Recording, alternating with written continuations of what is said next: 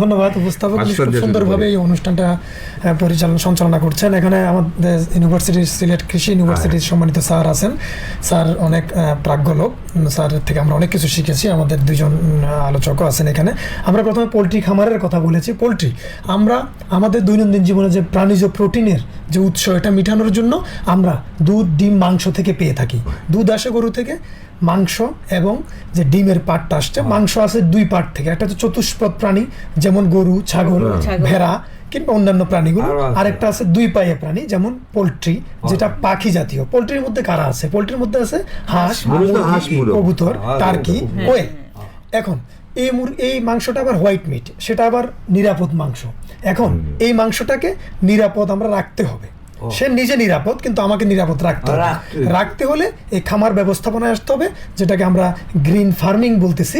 আমরা বলতেছি মানসম্মত কিংবা আপনার ব্যবস্থাপনা, খামার ব্যবস্থাপনা জিনিসটা বোঝানোর জন্য আমি এতটুকু বলি যে সব কিছু ঠিক আছে। মনে করেন আমাদের এখানে সাউন্ড সব কিছু ঠিক আছে, বিদ্যুৎ নাই, ঠিক একইভাবে পোল্ট্রি খামারে বাচ্চা আছে, খাদ্য আছে, বাসস্থান আছে, পানি আছে, সব আছে, কিন্তু আপনার ম্যানেজমেন্ট নাই।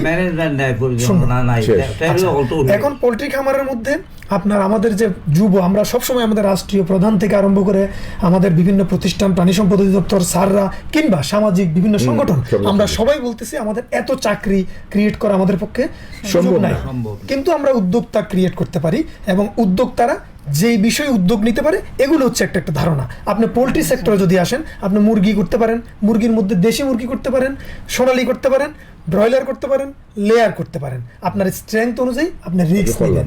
যেমন আপনি যদি আমাদের একজন একটু আগে মুকবুল ভাই ফোন করছেন, উনি বলছেন ওই মাথায় করে যে মুরগিগুলো বিক্রি করে, এগুলো অনেকটা ফ্যান্সি হিসেবে আনে, এখানে রিস্ক থাকে। যেমন ওনার 12টা চুত্রা মিলে গেছে, আর ওনার বাই চান্স ভালোটা পড়ে গেছে।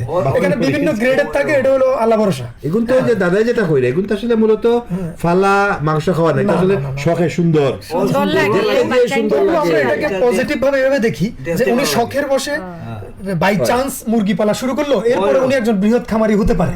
ওনার একটা ধারণা হয়ে গেল যে মুরগি এটা খায়, এটা করতে হয়, এটা করলে এটা ঠিক থাকে। এটা উনি আরেকটা প্রশ্ন করছেন যে দিন রাতের temperature fluctuation most dangerous thing. যখন টেম্পারেচার আপ ডাউন করবে, তখন জীবাণুরা সান্দিক নৃত্য শুরু করবে এবং তারা অ্যাটাক করার জন্য চান্স খুঁজবে। টেম্পারেচার ডাউন হবে, জীবাণুদের জন্য সুযোগ। আচ্ছা, উনি প্রথমে শুরু করলেন যে আমরা বাসস্থানের কথা বলেছি। আপনি যে কোনো একটা ফার্মিং করলে তাকে যদি কমফোর্ট দেন, সে আপনাকে প্রোডাকশন দিবে। মুরগিকে যদি ডিমের মুরগি হয়, তাহলে তাকে আরাম দিলে সে ডিম পারবে, ডিম দিবে না। তারপর যদি মাংসের মুরগি হয়, তাকে আরাম দিলে তার সে খেয়ে বাড়বে, খাবে, পাতলা পায়খানা করে সব চলে যাবে, জীবাণুর ইয়ে হবে, আমরাও খাইতে আরাম লাগবে। আরেকটা জিনিস হলো বাসস্থান। আপনার ঘরটা অনেক সুন্দর করে বানালেন, ম্যানেজমেন্টও ভালো, কিন্তু বাচ্চা কেনার সময় আপনি কিপটামি করে সেকেন্ড গ্রেডের বা বি গ্রেডের বাচ্চা কিনে ফেলছেন। এখন উনি বললেন বাচ্চা কিভাবে চিনবেন। বাচ্চা চিনার দুইটা পদ্ধতি আছে। এক পদ্ধতি হচ্ছে কোম্পানি নিজেই বলবে, কোম্পানি বলতেছে এটা এ গ্রেড, এটা বি গ্রেড, এটা সি গ্রেড। এটা দাদা এটা বলে এ গ্রেড বি গ্রেড কয় বালা কথা, কিন্তু বহুত আছে আমরা যে কই না যে দইওয়ালা কোনদিন কয় না আমার দই বালা নাই, কোম্পানি যে ব্যস্ত এ কইবো নি যে আমার মুরগ বালা নাই ভাই। এটা হলো প্রাথমিক। আপনি যখন খামার করতে করতে ইয়ে হবে। আবার কিছু কিছু জিনিস আছে, অনেক খামারি মানে পোল্ট্রি প্রোডিউসার যারা আছেন, বাচ্চা প্রোডিউসার, ডে ওল্ড চিক, তারা প্রতিষ্ঠিত। আমরা কাউকেই ছোট করব না, আমরা বলবো যে কোম্পানি যে ঘোষণাটা দেয়, সেখানে ওই বেস্ট গ্রেডের বাচ্চাটা কিনতে চেষ্টা করবেন। আপনি একটা জিনিস খেয়াল করে দেখেন আপনার প্রশ্নের মধ্যে, যে কোনো কোম্পানি যদি এ গ্রেডের বাচ্চা বিক্রি করে, সেটা যদি খারাপ হয়, তাহলে ওই কোম্পানি সি গ্রেডের বাচ্চা কিনলে আপনার ভবিষ্যৎ না, একেবারে আন্দাই। না, এগুলো তো আমি যেটা কইলাম, কিছু আছে এবিসি হয় না, ওগুন তোর খারাপ না, ওটা আছে আপনারা মার্কেট ইয়া করবেন। আর একটা জিনিস হচ্ছে বাচ্চা ছাড়ার সাথে সাথে স্যার বলছেন, বাচ্চা মুরগির বা ডে ওল্ড চিক যখন আসবে, তার যে প্লুমেজ, যে পশমগুলো আছে, চিকচিক করবে। তারপর তার পায়খানার রাস্তায় কোনো কিছু লেগে থাকবে না, সাদা বা কালো কোনো কিছু লেগে থাকবে না, সে বসে থাকবে না, দাঁড়ায় থাকবে। ফোরার লগে লগে পট করে মাটিতে পড়ে যায়, কি শরীর লাগে না। তারপর হচ্ছে আপনার সে প্রাণবন্ত থাকবে, সে দাঁড়ায় থাকবে, সে ডাকবে। এবং তার যে পাটা, সে যে দাঁড়ানোর স্টাইল, সে যদি মাংসের মুরগি হয়, তার স্টাউট দাঁড়ানো থাকবে, মানে দাঁড়ানোর মধ্যে একটা ভঙ্গি থাকবে, যে মানে মানে এখনই মানে ফাইট, যুদ্ধ একটা ভাব থাকবে। আবার অনেক সময় যে বাচ্চাগুলো ক্যারি করার সময় তাদের ডিহাইড্রেশন হয়ে যায়, তখন ওই যে এই যে আমাদের যেরকম রগ দেখা যায় তখন পায়ের এখানে রগটা দেখা যায়।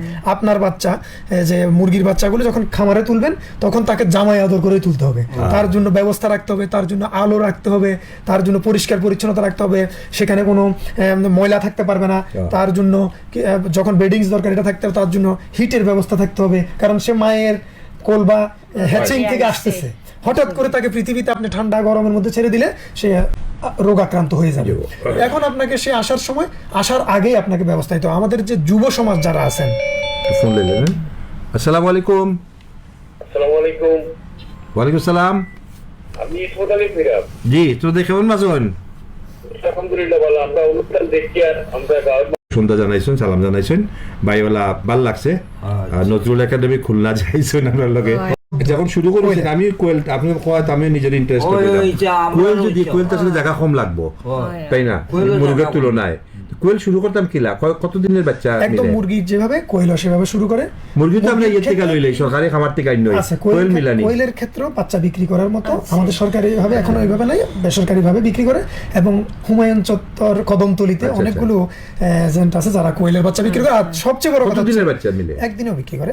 সবচেয়ে বড় কথা হচ্ছে আপনি দক্ষিণ সুরমায়, আমি যে গ্রামটার কথা বলতেছি ওখানে যখন ব্রাহ্মণ গ্রাম মনে হয় অ্যাসামলি, ওখানে গেলে আপনি হ্যাচারি সহ আছে রেডি, আপনি বাচ্চা পাবেন, তাদের থেকে দেখতে পারবেন, হাতে কলমে শিখতে পারবেন। আমি এই বিষয় বলি, মুরগি, কোয়েল, কবুতর, হাঁস যেটাই পালেন, আমাদের যুব উদ্যোক্তাদেরকে বলবো আপনাকে প্রথমে অভিজ্ঞ হতে হবে।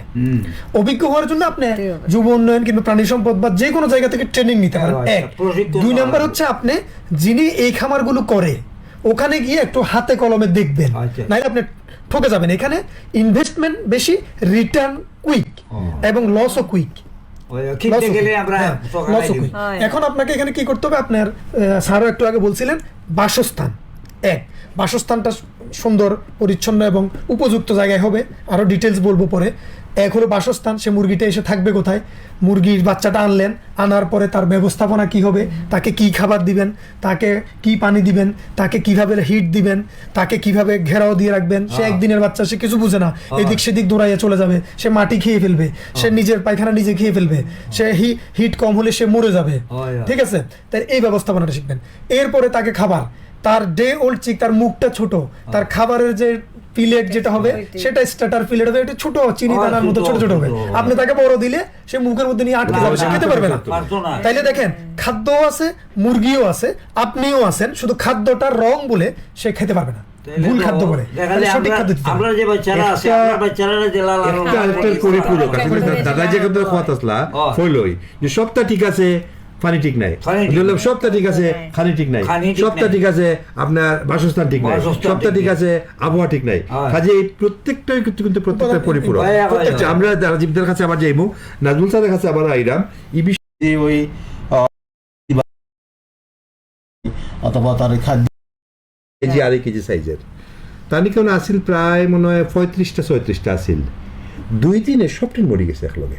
তাই তার বক্তব্য লোকে যে আমি তো টিকা দিছি, ঔষধ দিছি, তো সেখানে এটা হইলো। ওই যে আমাদের আজকে যে থিমের মধ্যে আমরা বলছি, আচ্ছা ওটা আবার পরিষ্কার করে আপনার সবকিছু ঠিক আছে, আপনি টিকা দিছেন ওটাও ঠিক আছে। এখন ভুল রুটে টিকা দিলেও এটা কাজ করবে না, ভুল সময়ে টিকা দিলে কাজ করবে না, ভুল টেম্পারেচারে টিকা দিলে কাজ করবে না, দূষিত পানিতে টিকা দিলে কাজ করবে না। সময়ের কাম আপনাকে না একুরে কইরা যে দাদা কইরা যেটা এটা পরিষ্কার করুক, যে কোন জায়গাটা আপনি টিকা দিতা, রানের তলে দিতা না মানুষের দিতা, এরপরে আপনি কোন সময়টা দিতা ঠিক মতো দিলা কিনা, এরপরে এগুলো লগে যে পানি মিশাইলে এগুলো ঠিক আছে কিনা, এরপরে যে আপনার টাইমটা আছে কোন টাইমে কোনটা দিতা, খালি টিকা দিলেও তো না, নির্দেশনা আপনাকে মানতে হবে। তার মানে এই প্রসঙ্গে আমি একটু বলতে পারি, এই এবার যদি ইউনিভার্সিটিতে অনেক সমস্যা আসে তো যে মানুষ উস্কু যেটা বলছে টিকার ক্ষেত্রে আমরা বলি উপরের দিক টেম্পারেচার 30 ডিগ্রি আর সন্ধ্যার পর টেম্পারেচার 10 ডিগ্রি 12 ডিগ্রি। এই যে ফ্লাকচুয়েশন আমাদের ডাক্তার সাহেব যেটা বলছে যে টেম্পারেচার কমলে জীবাণুর জন্য স্বর্গ, ওই যে ওঠানামা করার কথা স্যারের এই কথাটা বলছেন যে দেখেন আপনি আমরা যে টিকাগুলো দিচ্ছি মানে কি, আমি জীবাণুকে চ্যালেঞ্জ করতেছি, তো সে টিকে থাকার জন্য সেও আমাদের এই টিকার বিরুদ্ধে সে মিউটেশন করে সে তার মতো করে একটা প্রতিরোধ ব্যবস্থা গড়ে তোলার চেষ্টা করতেছে, কারণ আমরা তাকে মারতে চাচ্ছি, সে বাঁচতে চাচ্ছে, কারণ এটা হলো তার মেকানিজম। আরেকটা কথা আমি স্যারের কথার সাথে ওই যে সুস্থ বাচ্চার যে কথাটা বললেন, বাচ্চাটা সুস্থ, যে বাচ্চাগুলো ছোট ডে ওল্ড চিক, এটাকে যদি আপনি উল্টে দেন সে আবার আগের পজিশনে চলে আসবে সাই করে, যদি সুস্থ বাচ্চা হয়। অসুস্থ বাচ্চা হলে তার উল্টে দিলে সে ঘুরতেই পারবে না, শীত হয়ে থাকবে। না, ঠিক কথা। এই কথাটা আমরা কেন বলতেছি, কারণ ডে ওল্ড চিক মানে একদিন বয়সের বাচ্চাটা আপনার খামারের মেইন হলো জিনিস, এটা দিয়ে আপনি একটা বিজনেস স্টার্ট করতেছেন। এখন আপনার যন্ত্রই যদি ডিস্টার্ব হয় তাহলে আপনার ফ্যাক্টরি থেকে তো ভালো প্রোডাকশন আসবে না। আর একটা কথা উনি বললেন যে একজনের টিকা করছে, সবকিছু করার পর মুরগিগুলি সব মারা গেল। কেন মারা গেল? টিকার ক্ষেত্রে আমরা বলি কুল চেইন মেনটেন করতে হবে। আপনি টিকা আনতে হবে ফ্রিজে মানে বরফে করে অথবা ঠান্ডা ফ্লাক্সে করে, আপনি পকেটে করে ঢুকাইয়ে টিকা নিয়ে আসছেন, টিকা তো কাম সারা। হ্যাঁ, আর টিকা আপনি দিছেনও ঠিক আছে, মুরগি পাইছে এটাও ঠিক আছে, কিন্তু টিকাটা ঠিক নাই। কেন? কারণ আপনি টেম্পারেচার ঠিক রাখেন না। টেম্পারেচার ঠিক রাখতে হলে আপনাকে কুল চেইন মেনটেন করতে হবে। এই টিকাটা কাজ করতে হলে আমরা বলি যে এই টেম্পারেচারে এটাকে থাকতে হবে। সিম্পল আপনাকে আমি বলি, আপনি যদি আইসক্রিম, আমরা বলি এটা ফ্রিজের মধ্যে থাকে, এখন আপনি আইসক্রিম যদি পকেটে করে নিয়ে আসেন, আপনার বাসায় যেটা আইসক্রিম থাকবে এটা গলে যাবে। ঠিক একইভাবে টিকার ক্ষেত্র এক একটা টিকা এক এক টেম্পারেচারে এক এক ভাবে থাকে। সাধারণত সবগুলো কুল টেম্পারেচারে রাখতে হয়। আপনি যদি টেম্পারেচার না করেন তাহলে হবে না। এখন খামার করতে হলে আপনাকে তাহলে আপনার বাচ্চা ঘরটা ঠিক রাখতে হবে, তারপর হচ্ছে বাচ্চাটা সঠিকভাবে সংগ্রহ করতে হবে, বাচ্চার টিকা ম্যানেজমেন্টটা ঠিক করে করতে হবে। আমরা আরেকটা প্রোগ্রামে বলছিলাম টিকাটা কি, আমাদের ঘরে চোর ডাকাত না ঢুকার জন্য আমরা দরজা দিই। আর এনিমেলের কিংবা পোল্ট্রির বডিতে জীবাণু নামক চোর ডাকাত না ঢুকার জন্য আমরা টিকাটা হচ্ছে ওর দরজা, তাহলে সে প্রটেক্টেড। এরপরে আসেন খাদ্য। টিকা দিলেন, খাদ্যটা যদি বেস্ট কোয়ালিটি দেন, সে ভালো খাদ্য খেয়ে সুস্থ সবল থাকবে, তার বডির ইমিউনিটি ঠিক থাকবে। টিকা তাকে প্রোটেকশন দিবে, তার নিজের ইমিউনিটি তাকে প্রোটেকশন দিবে। এতে করে আপনার খামারে মুরগির বা যে কোনো পোলট্রির মৃত্যুর হার কম হবে, আপনার লাভ বেশি হবে, আপনি হতাশ হবেন না। স্যার বলেছেন অনেকগুলো ইস্যু। তারপর লাইট ম্যানেজমেন্ট, কারণ এটা যেহেতু যখনই আপনি একটা জিনিস কমার্শিয়ালি পালতে যাবেন, আপনি তাকে জামাই আদর করতে হবে। ন্যাচারালি পারলে সে ন্যাচারালি ফাইট টাইট করে টিকে যাবে, কিন্তু আপনি যখন 5,000, 10,000, 20,000 করবেন, তখন জীবাণুরা এখানে আসবে। কেন? এখানে একসাথে অনেক মুরগি পাওয়া যাবে, কারণ কারো বডিতে ঢুকে যাবে।